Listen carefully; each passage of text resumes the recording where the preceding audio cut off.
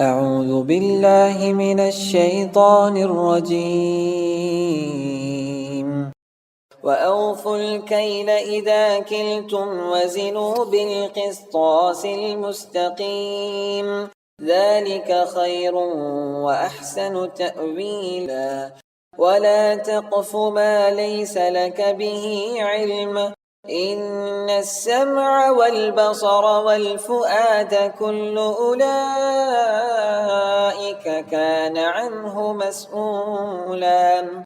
ولا تمش في الأرض مرحا، إنك لن تخرق الأرض ولن تبلغ الجبال طولا.